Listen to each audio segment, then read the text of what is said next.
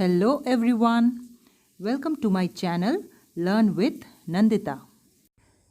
इस वीडियो में हम भाषा, लिपि और व्याकरण के बारे में जानेंगे। मानव समाज के लिए भाषा बहुत महत्वपूर्ण है। भाषा द्वारा हम अपने मन के भावों और विचारों का आदान प्रदान करते हैं।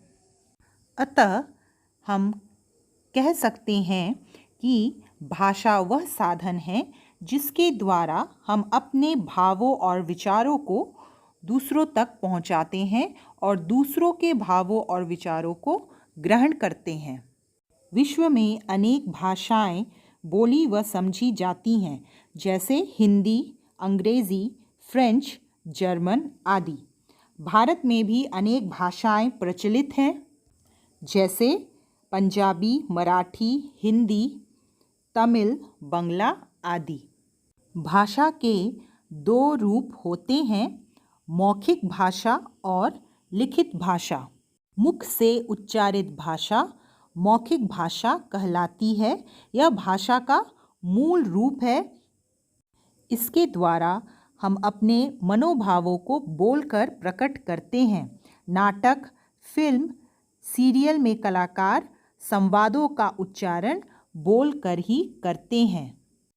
कक्षा में विद्यार्थी भाषण देते हुए या कविता पाठ करते हुए मौखिक भाषा का प्रयोग करता है। मन के भावों या विचारों को लिखकर व्यक्त करना लिखित भाषा कहलाती है।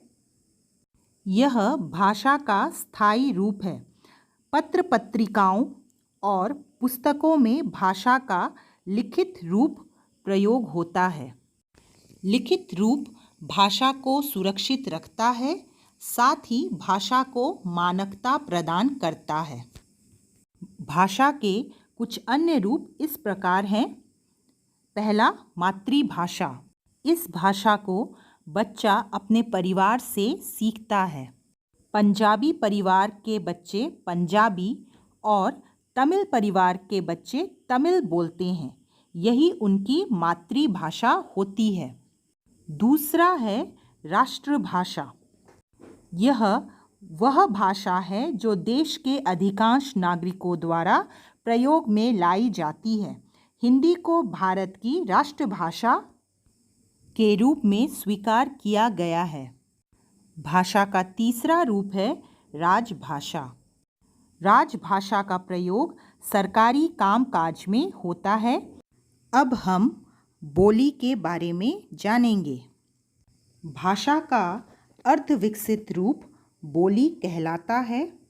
जब एक ही भाषा अलग अलग क्षेत्रों में अलग अलग तरह से बोली जाती है तो उसे बोली कहते हैं। आमतौर पर बोली का संबंध बोलने तक सीमित रहता है और इसमें लिखित साहित्य नहीं होता।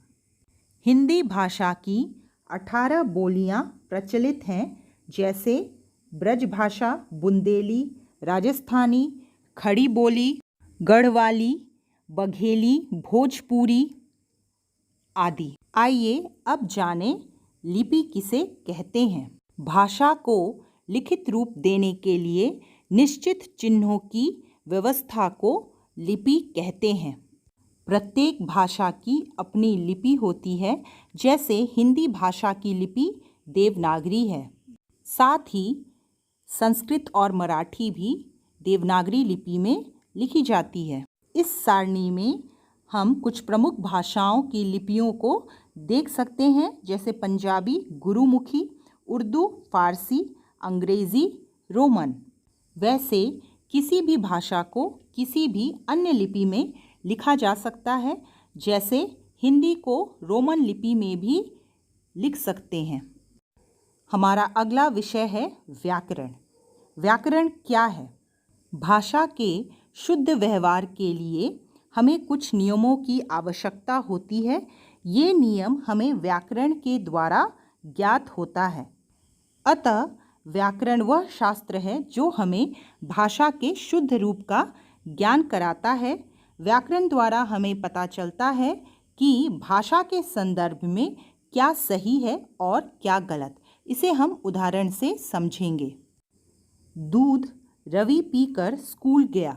यह वाक्य कुछ अटपटा सा है। इसका शुद्ध रूप होगा रवि दूध पीकर स्कूल गया। तो यह शुद्ध रूप हमें व्याकरण के नियमों द्वारा ही पता चला। इस वीडियो में इतना ही। अगर आपको ये वीडियो पसंद आया तो चैनल को ज़रूर सब्सक्राइब करें और बेल बटन को प्रेस करना ना भूलें। साथ ही वीडियो को लाइक और शेयर करें। मिलते हैं एक नए वीडियो के साथ। Till then keep learning.